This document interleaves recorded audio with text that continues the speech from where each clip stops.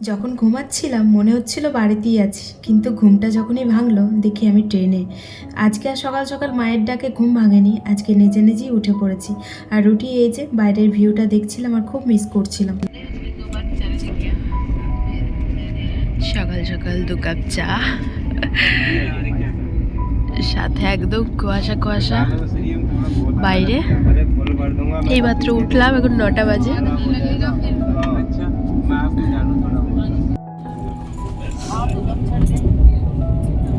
Good morning, welcome back to my channel. তো গরম গরম চায়ের সাথে সকালটা শুরু করছি।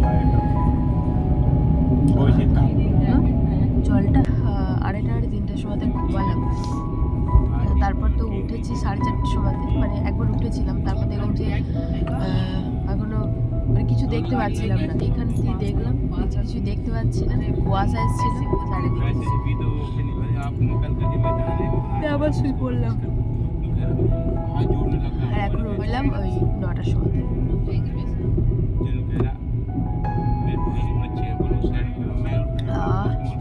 শান্তি চাটা খেয়ে, কারণ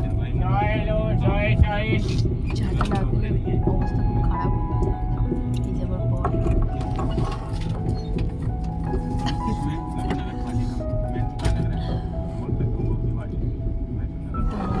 আমি চাय पियेंगे।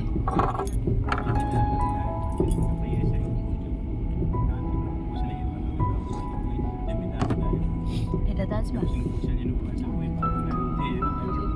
দেখো, বাঙালি চাল ভাজা ছাড়া অসম্পূর্ণ। এটা এনেছিলাম বর্ধমান থেকে, চায়ের সাথে খাওয়া চলছে। তো অ্যাকচুয়ালি কি বলতো, ট্রেন চললে ভালো লাগে। এই যে মানে মাঝে মাঝে দাঁড় করে দেয় না, এটা সব থেকে বিরক্তকর লাগে।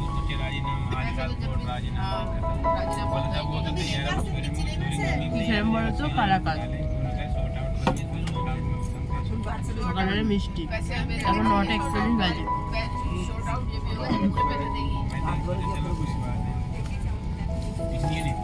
এখন মুঘল সারাইতে দাঁড় করে রেখেছে, মানে স্টেশনে দাঁড় করালে তো আলাদা ব্যাপার, কিন্তু আউটডোরগুলো তো দাঁড় করে দেয় না, তখন একটু বিরক্ত লাগে। ট্রেনে উঠলেই শুধু খাওয়া আর খাওয়া। দেখো সমোসা খাচ্ছি, মানে সিঙ্গারা।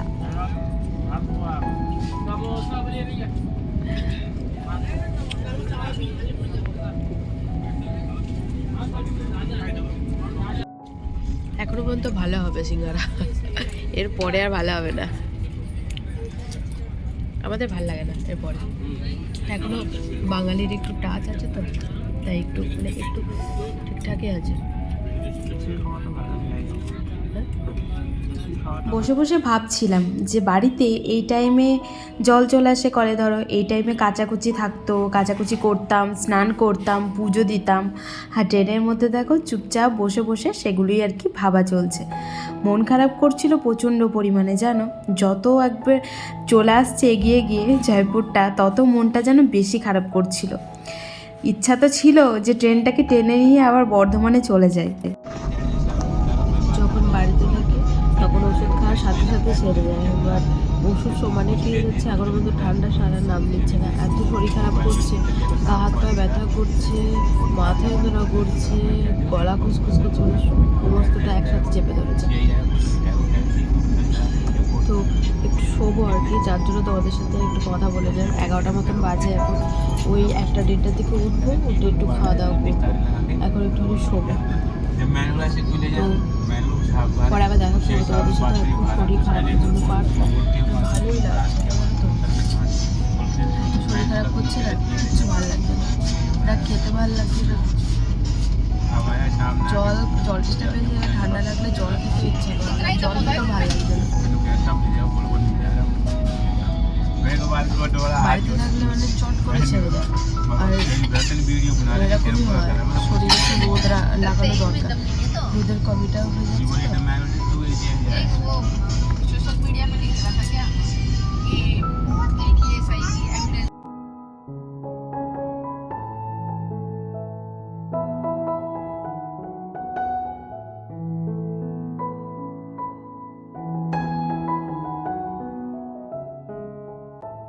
পাটা প্রচণ্ড পরিমাণে যন্ত্রণা করছিল, আসলে সারা গা হাত পাই খুব যন্ত্রণা করছিল।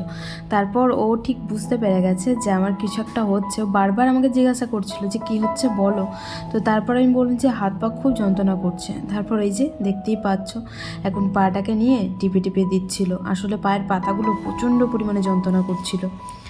মন খারাপ করছিল ঠিক বুঝে গেছিল, তার সাথে শরীরটাও খারাপ ধরো, তাই চুপচাপ বসেছিলাম। আর এই যে এখন বাচ্চাদের মতন ট্রিট করছে, কারণ ওরকমই আমার এক ফোঁটা মন খারাপ হতেই দেয় না, যে কীভাবে হাসানো যায়। তো সেই রকমই করছিল। কাল থেকে মনটা অবশ্য প্রচণ্ড পরিমাণে খারাপ ছিল, আর ও বলছিল যে মন খারাপের জন্যই হয়তো তোমার জ্বর এসছে। খারাপ তো ছিলই পিছনে পড়া, তো সেটা তো থাকবেই।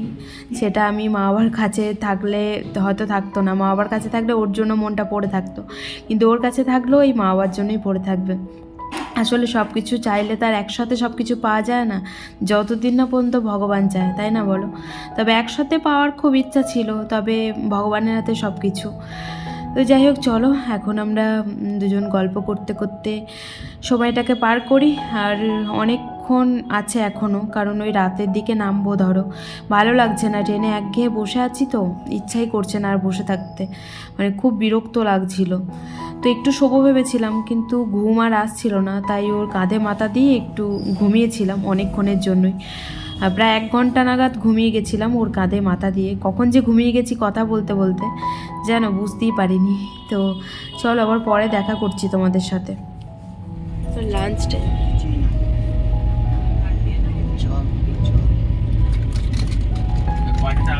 এগুলো দেখে খুব মিস করছি, বিশ্বাস করো। প্রচণ্ড মন খারাপ করছে, যত মানে কাছাকাছি আসছে তো তত বেশি মন খারাপ করছে।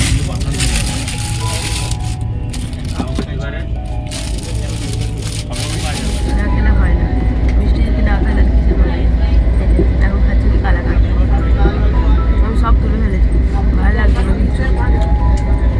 ফ্রেশ হলাম একটুখানি, মিষ্টিটাই বলেছে ভালো লাগছে জানো। খাও তুমি।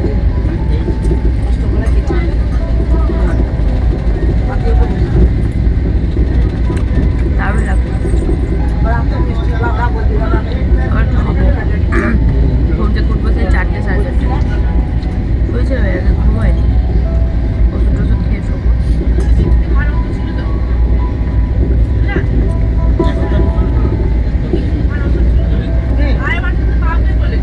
চলো পরে দেখা করছি, চলো ঘুমাই। ট্রেনে থাকলে বোঝাই যায় না কখন দিন হচ্ছে কখন রাত হচ্ছে। দেখো সন্ধে লেগে গেছে বুঝতেই পারিনি, এইমাত্র ঘুম থেকে উঠলাম, আর ঘুম থেকে উঠেই তো শরীরের কন্ডিশন আমার খুব খারাপ।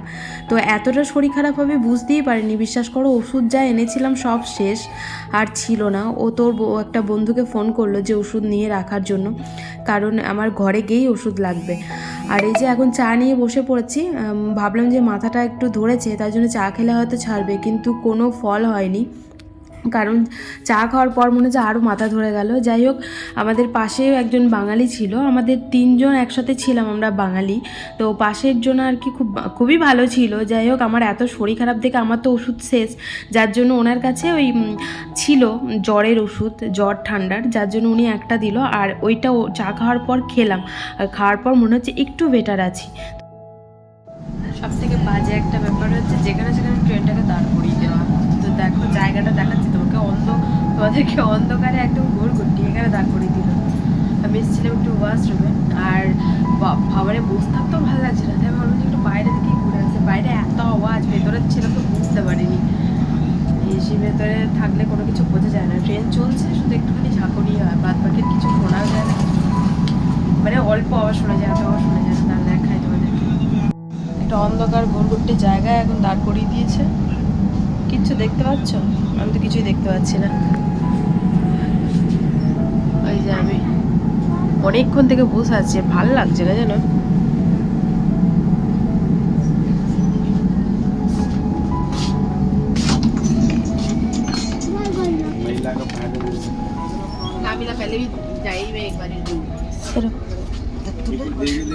আরে দাঁড়িয়েছিলাম ওখানে, ভাল লাগছিল না। আর মাত্র কিছুক্ষণে আর মাত্র কিছুক্ষণের অপেক্ষা, তারপর আমরা নামছি জয়পুরে। এখন বাজে রাত 10টা, না 10টা 40 9:45। এখন বাজে 9:45 আর আমরা কিছুক্ষণ পর নামবো জয়পুরে। মন তো একটু খারাপ করছে, কিন্তু শ্বশুর বাড়ি যাচ্ছে, এটাই আনন্দ হচ্ছে। ওটাই আমার শ্বশুর বাড়ি, বিয়ের পর তো ওখানেই ব্যাস সব কিছু।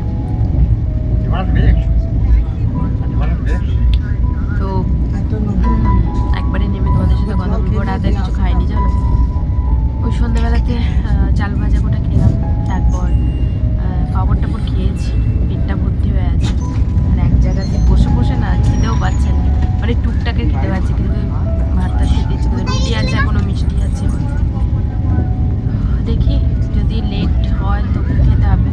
আর 11টার সময় টাইম দিয়েছে, 11:10, তো 11:10-এর মধ্যে যদি নামিয়ে দেয় তাহলে একবারে ঘরে গিয়ে খাবো। ঘরে গিয়ে বলতে সে খাবার কিনে নিয়ে যেতে হবে, আর ঘরে আর গিয়ে আর কিছু করতে ইচ্ছে করবে না। হাসি তুমি তো আমার সাথে আছে বিশাল।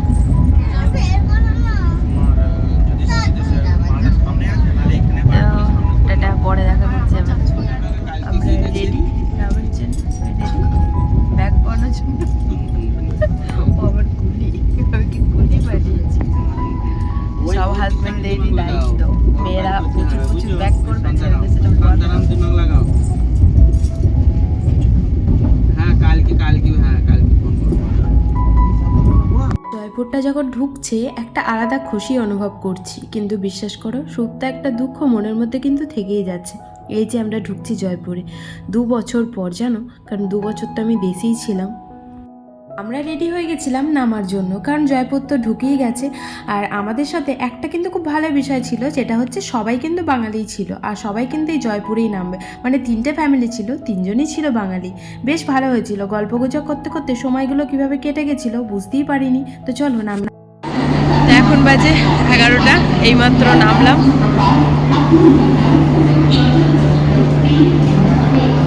11:04।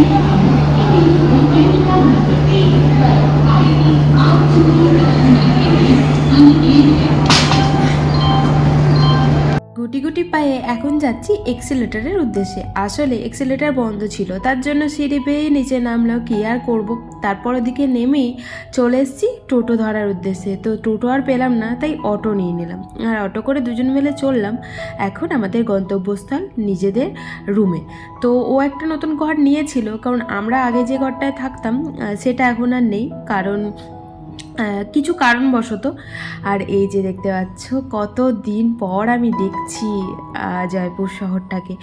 এখানেই না আমার অর্ধেক জীবন চলে গেছে, মানে বিয়ের পরের কথা বলছি আমি। কারণ বিয়ের পর কি বলতো, এটাই আমি শ্বশুরবাড়ি হিসেবে ধরে ফেলেছিলাম, কারণ বিয়ের কিছুদিন হয়তো আমি ওখানে ছিলাম, তারপরে তো আমি এখানেই, সব কিছুই আমার এখানে।